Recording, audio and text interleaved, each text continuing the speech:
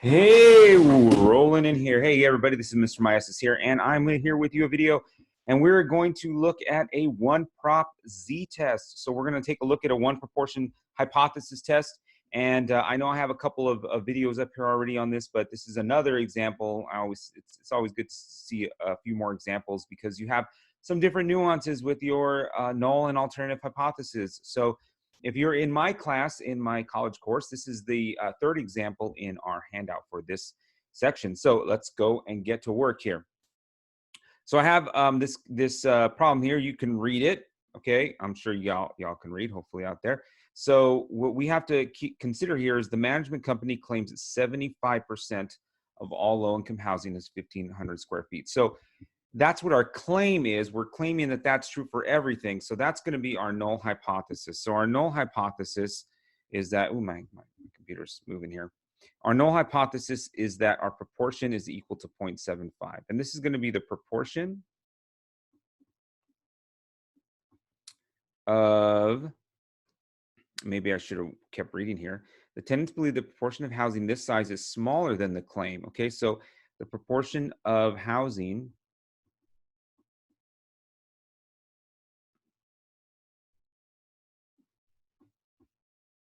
that is, let's say P, is the proportion of housing that is at least 1,500 square feet.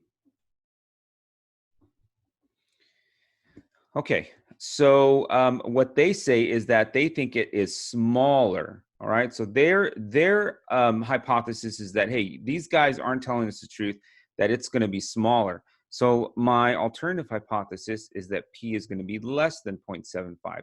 And what I'm going to do is I'm going to try to find some evidence here based on a sample that we did.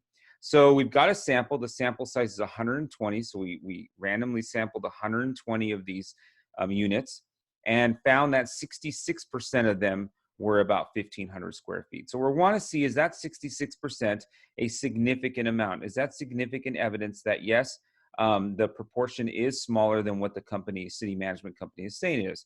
So this is our null and our alternative hypothesis. Can't speak.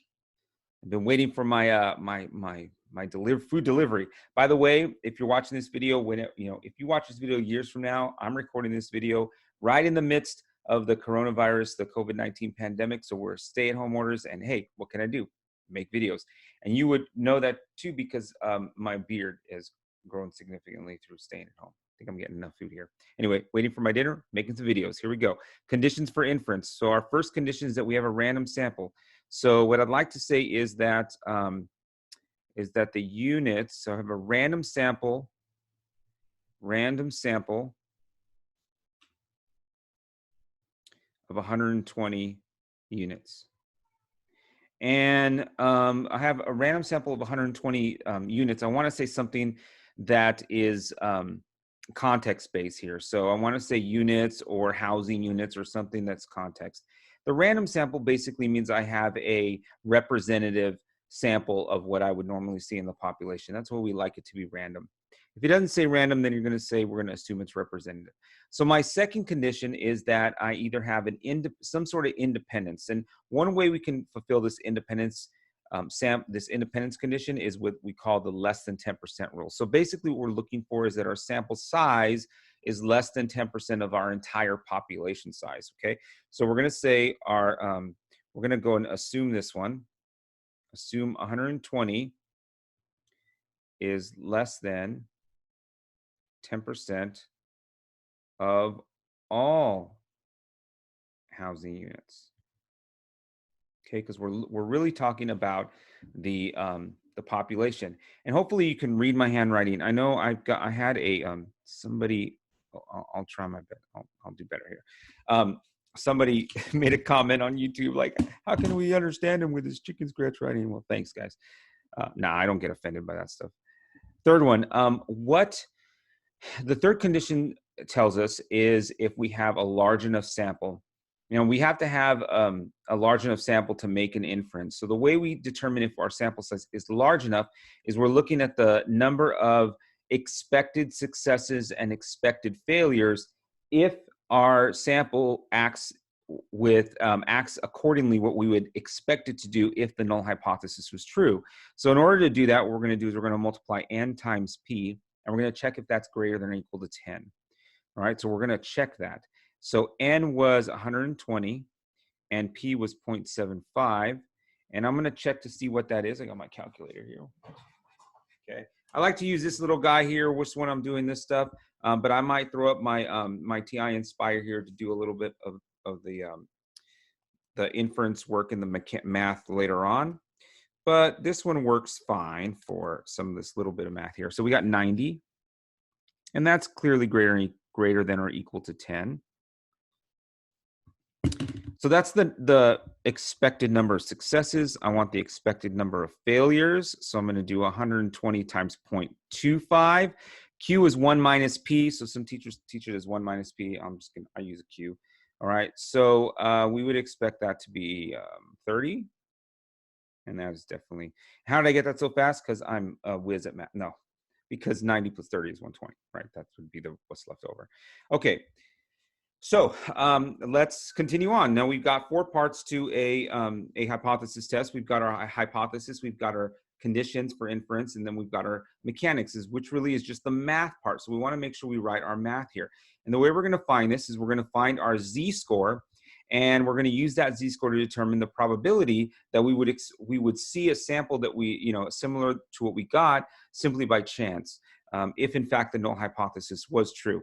If that probability is very, very small, what we call the p-value, then there's really there's a lot of evidence that it would be strange to see this sample. So we would say that there's evidence that the alternative is in fact true. What we're trying to show is true.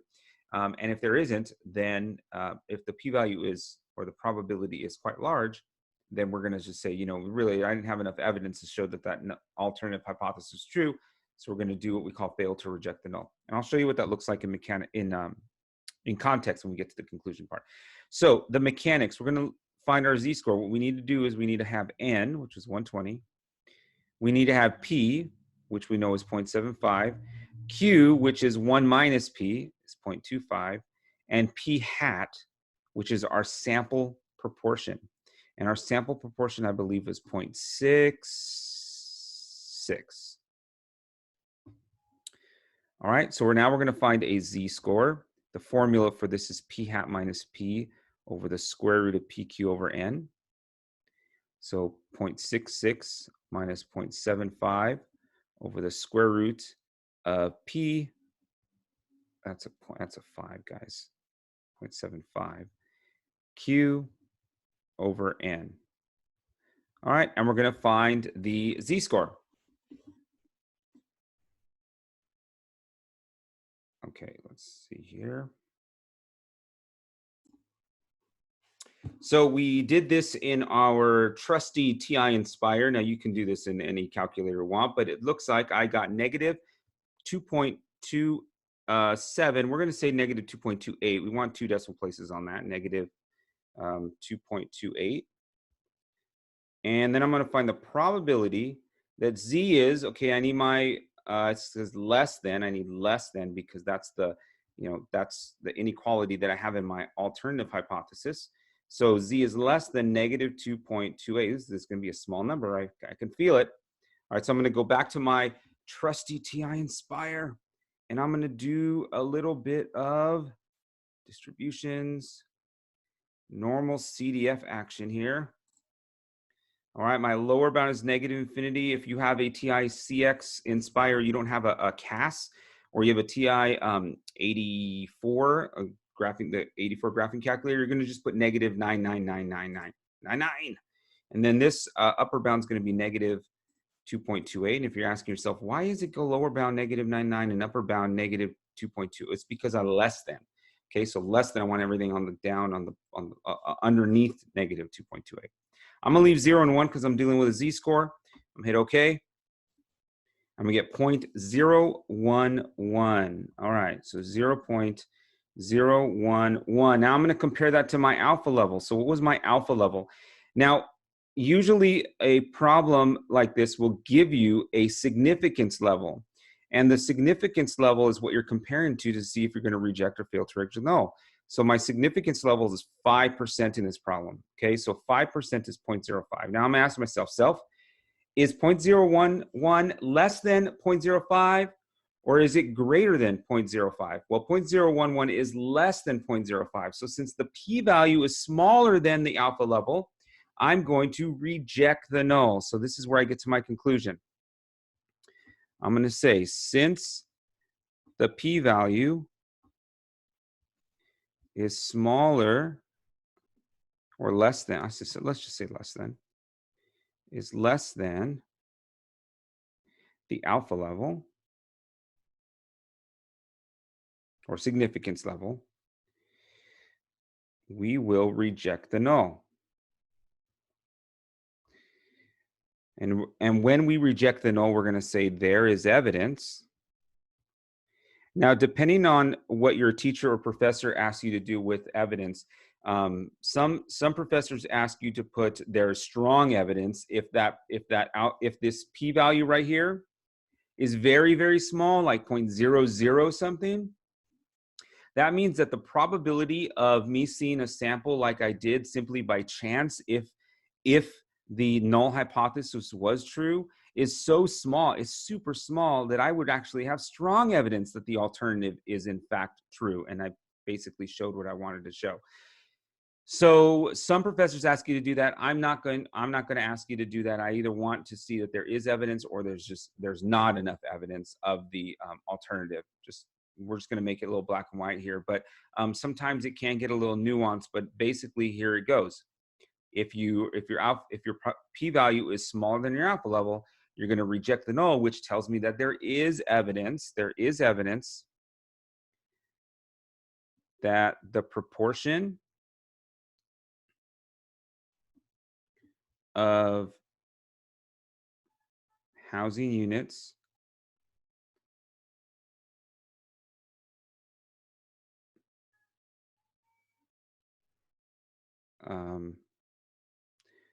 we're just going to say is smaller, housing units is smaller than the how do we want to say this? Too far. Than what the city management company claims. Smaller than what the management company